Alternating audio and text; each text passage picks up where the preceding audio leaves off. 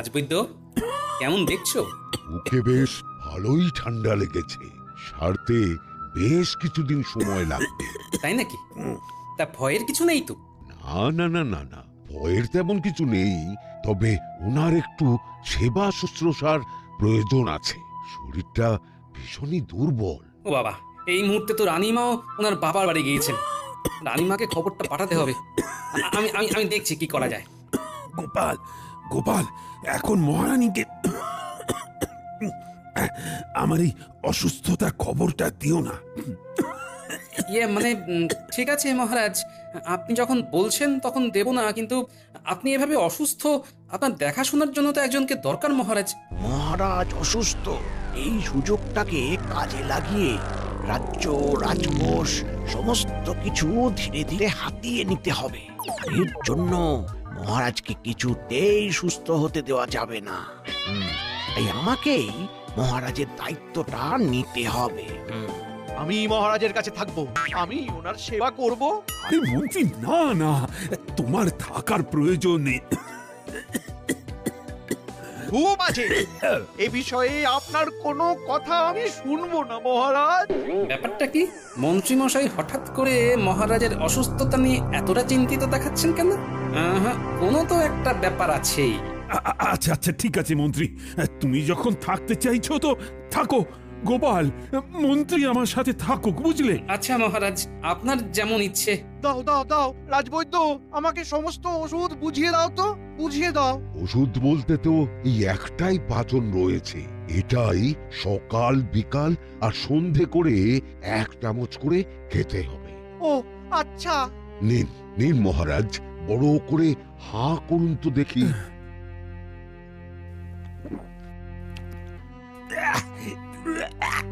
ইস, কি তেতো! খেতে হলেও খেতে তো হবে মহারাজ, এটাই আপনার শরীরটাকে সুস্থ করে তুলবে। সারাদিনে 3 বার করে কিন্তু খেতেই হবে। আচ্ছা আচ্ছা, আমি আছি তো, আমি খাইয়ে দেবো রোজ। আজ থেকে মহারাজের সব দায়িত্ব আমার, সাথে রাজবাড়িরও।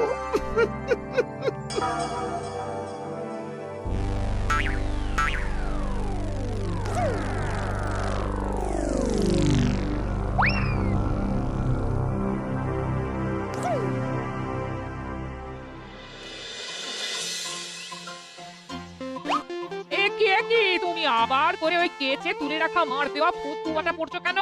এই একটু রাজবাড়ি যাব আর কি। রাজবাড়িতে এখন?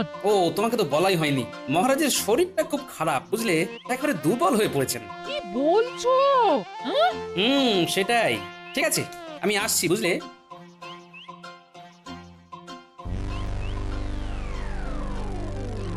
পাচন খাওয়ানোর সময় হয়ে গেছে, কিন্তু এই পাচনটা খাওয়ালে তো মহারাজ ধীরে ধীরে সুস্থ হয়ে যাবেন, কিন্তু সেটা তো কিছুতেই হতে দেওয়া যাবে না। কে? মন্ত্রী এলে নাকি? এই রে, মহারাজ তো জেগে আছেন। হ্যাঁ মহারাজ। ও, পাঁচন খাওয়ার সময় হয়ে গেছে না?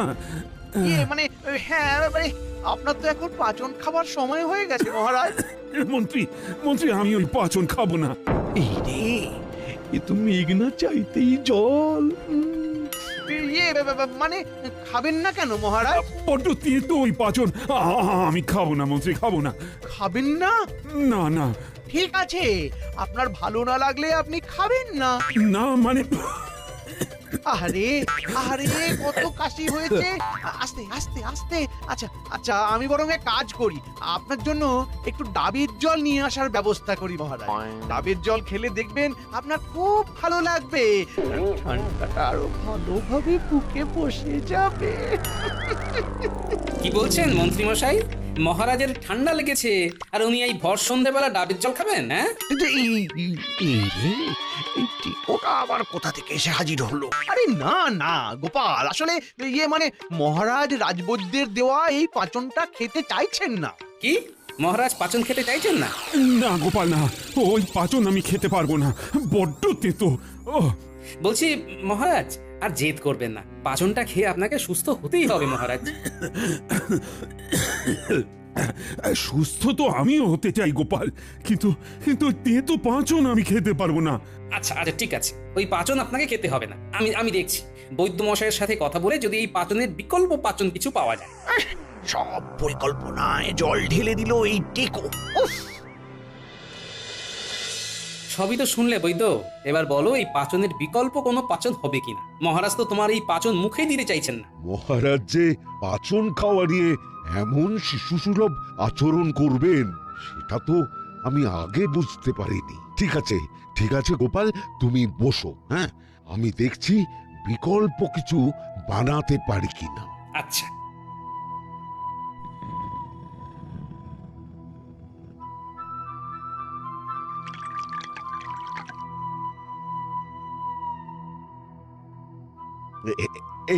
এই নাও গোপাল, এই হলো মহারাজের ওষুধ। একেবারে মিষ্টি স্বাদের এই পাচন খেতে আশা করি মহারাজের কোনো অসুবিধে হবে না। আচ্ছা ঠিক আছে মহারাজ, নিন এইবার এই পাচনটা খেয়ে নিন। মানে চিন্তা নেই মহারাজ, এতে আর তিতকুটে ভাব নেই। নিন মহারাজ, বড় করে হা করুন দেখি।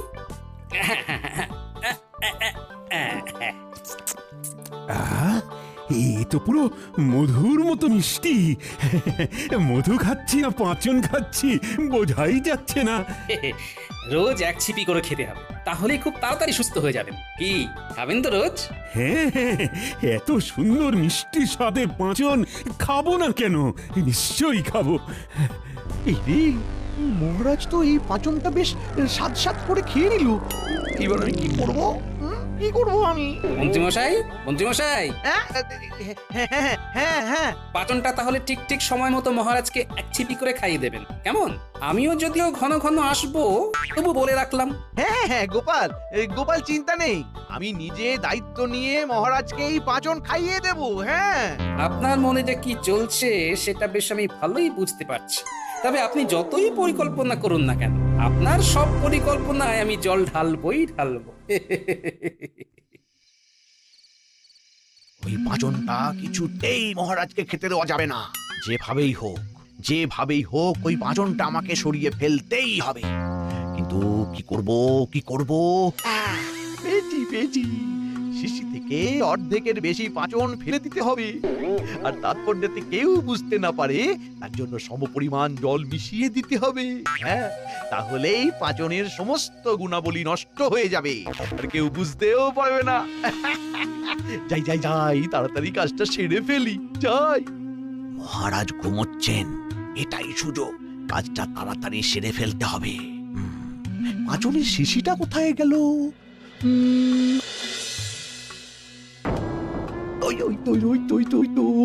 ওখানে। এইবার এই পাচনটা অর্ধেকের বেশি ফেলে দিতে হবে।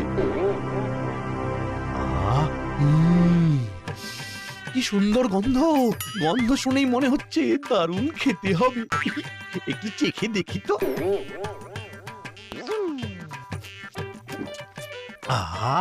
কি দারুণ স্বাদ! এত সুন্দর পাঁচন ফেলে নষ্ট করব কেন? এক কাজ করি, পাঁচনটা বরং আমি খেয়ে নি।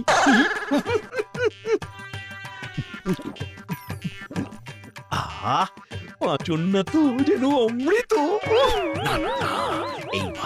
এইবার তাড়াতাড়ি জলটা মিশিয়ে দিতে হবে।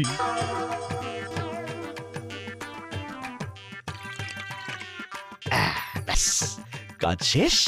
এইবার মানে কেটে পড়ি।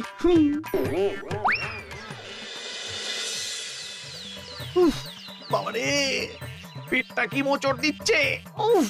মনে হচ্ছে মাঠে যেতে হবে। ওরে বাবারে, মনে হচ্ছে এখানেই হয়ে যাবে। এখানেও তাড়াতাড়ি যাই। ওরে বাবারে। মহারাজ, আরে গোপাল যে, এসো এসো। কেমন আছেন এখন? এখন একটু ভালো আছি। ওই কালকের পাঁচন খেয়ে আগে থেকে অনেকটাই সুস্থ বোধ করছি। আজ সকালে খেয়েছেন তো? না, এখনো খাওয়া হয়নি। মন্ত্রী তো এখনো আসেইনি। কি বলছেন? মন্ত্রীমশাই এখনো আসেননি?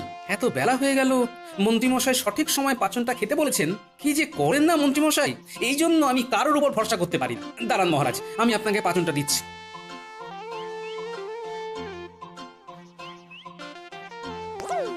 নিন মহারাজ, খেয়ে নিন। হুম হুম হুম ভাগ্যেশ আমি এসেছিলাম, না হলে তো আজ সকালে আপনার পাচনটা খাওয়াই হতো না। কি হয়েছে মহারাজ? গোপাল, এই পাঁচনটা কেমন যেন পানসে লাগছে। পানসে লাগছে? কিন্তু কালকেই তো বললেন মধুর মতো মিষ্টি স্বাদ। হ্যাঁ হ্যাঁ, কাল তো তাই লাগলো, আজ একেবারে পানসে লাগছে। সত্যি তো, পাচনটা তো অনেক পাতলা মনে হচ্ছে। তাহলে কি কোনো কারণে পাচনটা নষ্ট হয়ে গেছে? কি জানি। না না না, এমন তো হবার কথা না। ঠিক আছে, আপনি বসুন, আমি বরং একবার পাচনটা বৈদ্যমশাইকে গিয়ে দেখিয়ে আসি।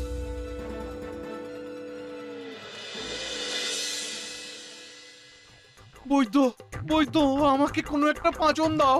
সকাল থেকে 6 বার মাঠে গেছি। উফ, এতটুকু সময়ের মধ্যে সব পার হয়ে গেছে। আচ্ছা, কাল রাতে কিছু উল্টো পাল্টা খেয়েছিলেন নাকি? মানে আরে লজ্জা পেয়ে লাভ নেই, বলে ফেলুন। আসলে মানে একটা পাঁচন খেয়েছিলাম, তারপর থেকেই পেটটা গুড়গুড় করতে শুরু করে। পাচন?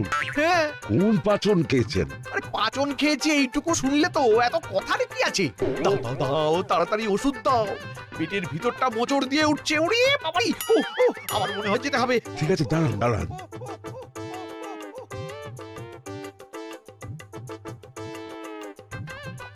নিন নিন, এইটা খেয়ে নিন। এটা খেলেই কমে যাবে? আশা তো করি। ঠিক আছে বৈদ্য, আমি তাহলে আসছি। আর না কমলে কিন্তু আবার আসতে হবে।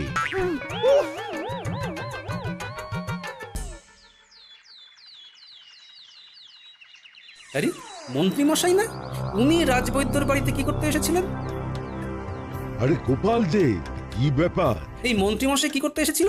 কি বলে ওই কোন পাঁচন খেয়ে পেট ছেড়ে দিয়েছে, তাই ওষুধ নিতে এসেছিল। পাচন খেয়ে পেট ছেড়ে দিয়েছে?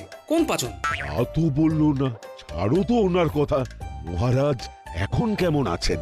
আমি ভাবছিলামই একটু পরে মহারাজকে দেখতে যাব। আরে মহারাজের জন্যই তো এসেছি তোমার কাছে। এই যে কাল যে পাচনটা দিয়েছিলে সেটা দেখো, আজকে কেমন পাতলা হয়ে গেছে। কি পাতলা হয়ে গেছে? কই ওই দেখি দেখি। হ্যাঁ, মহারাজও বলছেন স্বাদটাও নাকি পানসে হয়ে গেছে, যেখানে কাল নাকি মধুর মতো মিষ্টি ছিল। আরে আরে এ তো জল মেশানো হয়েছে। কি বলছো? হ্যাঁ, এই শিশি থেকে বেশ খানিকটা পাচন বের করে কেউ জল মিশিয়ে দিয়েছে। কিন্তু কে জল মিশাবে? সেটা তো আমি জানি না গোপাল। কেউ হয়তো চাইছে না যে মহারাজ সুস্থ হোক, তাই হয়তো ইচ্ছে করেই এই কাজ করেছে। আচ্ছা আচ্ছা, দাঁড়াও দাঁড়াও, আমি তোমাকে মহারাজের জন্য আরো একটা পাচন বানিয়ে দিই। আচ্ছা রাজবৈদ্য, আমাকে একটা কথা বলো তো, মহারাজকে তুমি যে পাচনটা তৈরি করে দিয়েছিলে সেটা যদি অন্য কেউ বেশি পরিমাণে খেয়ে ফেলে, তাহলে কি কোনো রকম সমস্যা হবে? সমস্যা হবে মানে একেবারে পেট ছেড়ে দেবে। এক ছিপির বেশি এই পাচন কোনোভাবেই খাওয়া যাবে না। কি বলছো গোপাল? আমার পাঁচনে কেউ জল মিশিয়েছে? আগে হ্যাঁ মহারাজ, রাজবৈদ্য তাই তো আপনার জন্য নতুন করে পাচন বানিয়ে দিল। কিন্তু কে এই কাজ করতে পারে? জানি না মহারাজ, তবে যে এই কাজটা করেছে কাল রাতেই করেছে। রাতে এমন কাজ কে করলো? আহ, মন্ত্রীটাও তো আজকে এলো না। কি যে হচ্ছে! মহারাজ, মন্ত্রীমশাইয়ের কোনো এক বিশেষ পাচন খেয়ে পেট খারাপ হয়েছে, তাই উনি রাজবৈদ্যর কাছে ওষুধ আনতে গিয়েছিলেন। মন্ত্রীর আবার কি হলো? জানি না, তবে রাজবৈদ্য বলল আপনার এই পাচনটা কেউ যদি ভুল করেও এক ছিপির বেশি খেয়ে ফেলে তাহলে তার পেটের অবস্থা বেহাল হয়ে যাবে। আচ্ছা মহারাজ, আমাকে একটা কথা বলুন তো, কাল রাতে আমি চলে যাবার পর মন্ত্রীমশাই কি এখানেই ছিলেন? হ্যাঁ, এখানেই তো ছিল। তারপর আমি ঘুমিয়ে পড়লাম। কখন যে চলে গেছে তারপর আমি ঠিক জানি না গোপাল। কাল রাতে আপনার পাচনে কেউ একজন জল মেশালো, আর আজ সকালে কোনো এক বিশেষ পাচন খেয়ে মন্ত্রীমশাইয়ের পেট খারাপ হলো। সবকিছু কোথাও যেন মিলে যাচ্ছে মহারাজ। তাহলে কি মন্ত্রী? কি হয়েছে মহারাজ? এইভাবে আপনার অসুস্থ শরীর নিয়ে সবাইকে আবার ডেকে পাঠালেন কেন? কারণ আছে মন্ত্রী। আজকে তোমাদের এখানে ডাকার একটাই কারণ। কি ব্যাপার? মহারাজকে দেখে মনে হচ্ছে খুব রেগে আছেন। ঘটনাটা কি? কাল রাতে তোমাদের মধ্যে কেউ একজন আমার পাঁচনে জল মিশিয়েছিল, যাতে ওই পাঁচনের গুণাবলী নষ্ট হয়ে যায়। পাচনে জলের ব্যাপারটা মহারাজ কিভাবে বুঝে গেলেন? না না না না, ব্যাপারটা সামাল দিতে হবে। তোমাদের মধ্যেই কেউ একজন এই কাজ করেছে। না না মহারাজ, আমরা কিচ্ছু করিনি মহারাজ। মহারাজ, আমার মনে হয় আপনার কোথাও ভুল হচ্ছে। কেউ কেন আপনার পাঁচনে জল মেশাবে? কোনো ভুল হচ্ছে না মন্ত্রী, রাজবৈদ্য নিজে বলেছে আমার পাঁচনে জল মেশানো হয়েছে। ওহো, তাই নাকি? তাহলে এই প্রহরীদের মধ্যেই কেউ একজন করেছে। হ্যাঁ, এই এই এই বল, কে করেছিস বল। মহারাজ, মহারাজ, আমাকে একদিন সময় দিন, আমি নিজে দোষীকে খুঁজে বের করব। কে করেছে সেটা জানার জন্য তোমাকে আর কষ্ট করতে হবে না মন্ত্রী। গোপাল, প্রণাম সাধু বাবা, প্রণাম। ইনি কে মহারাজ? মন্ত্রী মশাই, ইনি হলেন ভুবানন্দ বাবা। ইনি ভূত ভবিষ্যৎ সব বলে দিতে পারেন। বাবা, বাবা আপনি কিছু একটা করুন বাবা। এই রাজপ্রাসাদের মধ্যে কেউ আমার ক্ষতি করতে চাইছে। আমার সেবা যত্নের দায়িত্বে ছিল মন্ত্রী আর রাজবাড়ির প্রহরী, আর কর্মচারীরা সব সময় তো এই বাড়িতেই থাকে। তাহলে তাদের মধ্যেই কেউ আপনার ক্ষতি চায়, এটা নিশ্চিত হওয়া গেল। একজন আছে যে মহারাজের ক্ষতি চায়। বাবা, আপনি তো সব জানেন, এবার আপনিই পারেন ওই দোষীকে আমাদের সামনে এনে দিতে। ধরা পড়ে যাবো নাকি? টিং টিং ছট ফট হা, হা, হা, হা, হা, হা, হা, হা।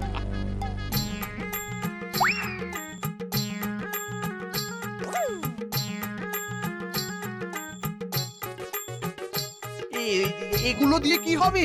দাঁড়াও বৎস, এত উতলা হয়েও না।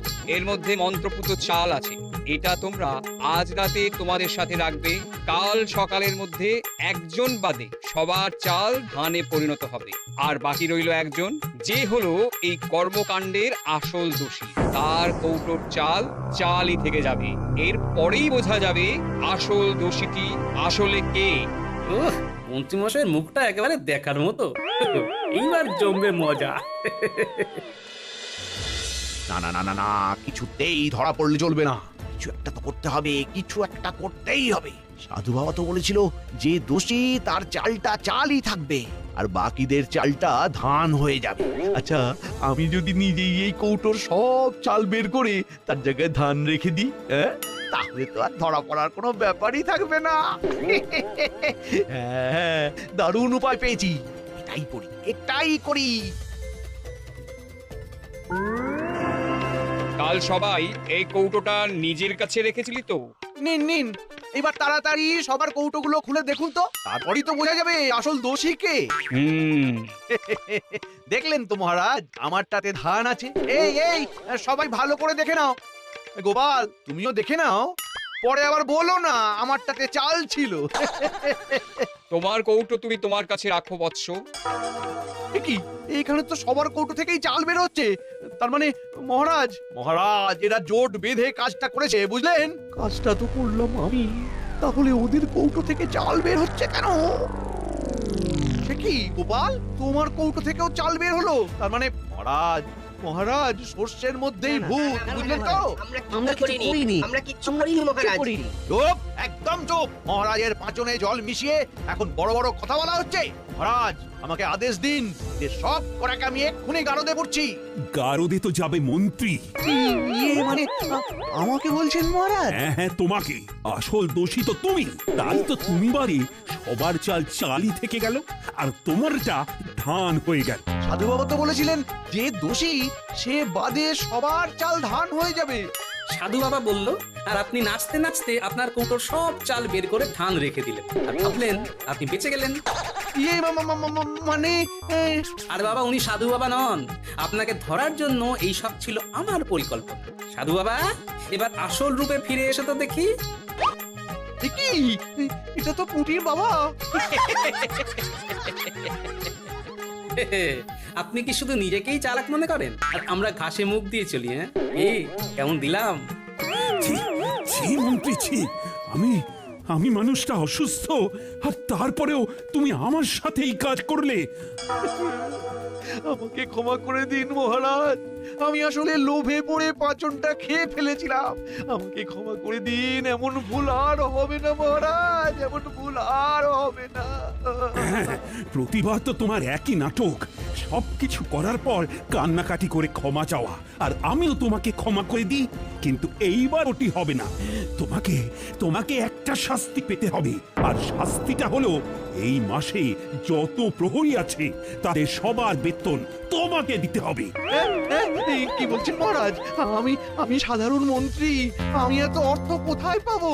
কেন এতদিন ধরে রাজবাড়ি আছেন, আর আপনার যা হাত যশ তাতে নিশ্চয়ই আপনি রাজকোষ থেকেও মোহর সরিয়েছেন। সেটাও ঠিক, যে আমার এত বড় ক্ষতি করতে চায় সে তো চুরিও করতে পারে। এই প্রহরী, এক্ষুনি এক্ষুনি গোনাগুনতি শুরু করো।